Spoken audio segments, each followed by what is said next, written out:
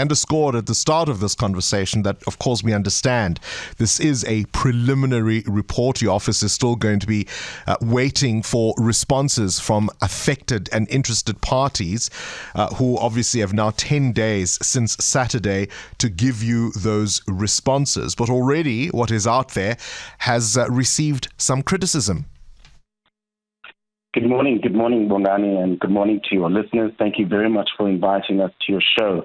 I think I'd like to start off by laying a bit of foundation on what the document that was published actually is. Right, so it's a notice in terms of Section 7.9 of the Public Protector Act, read with Rule 42.1 and 41.1 of the rules relating to investigations by the Public Protector. And in essence, what it means is that there are substantiated and unsubstantiated findings relating to the complaints that were made. And as you correctly put out, the implicated and affected persons have 10 days to respond to this notice. It's important for us to start at this point because we've been criticized quite severely by the courts, most recently in the 2021 Concord judgment of the President of the Republic versus the Public Protector, in which the concept of sending out this notice and giving affected and implicated persons an opportunity to respond to the preliminary findings of the Public Protector was very clearly set out by Justice Jafta.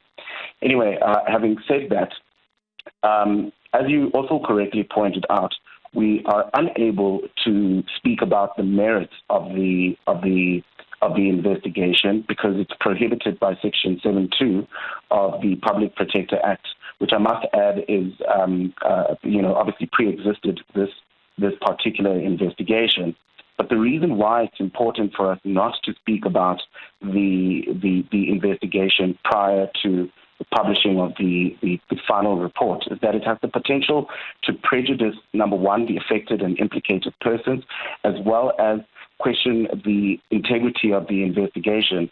So while I accept that the document has been leaked and confirmed that the document that you are referring to is the notice that was issued by the Office of the Public Protector, the fact remains that it is still prohibited to discuss the merits thereof, regardless of the fact that they are, in the public domain at this stage. And so, yes, it is interesting to the public for us to discuss this and get into the merits, but it is not in the interest of the public for us to do that because it may make the report reviewable, regardless of the findings that are made.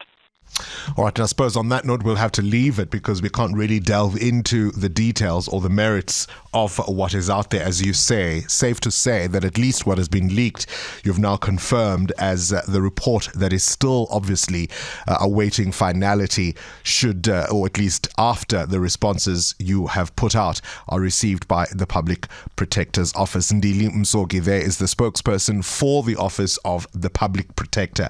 I think it's crucial to score here, or at least to underscore that the public will need some satisfaction in terms of what is finally concluded here. And the idea that, the officers were acting entirely on their own without informing their superiors, without following due process is going to leave some question marks. But in fairness, that report has not yet been concluded. Current events, developing stories, tough questions. Your voice making a difference. This is Breakfast with Bongani Bingwa.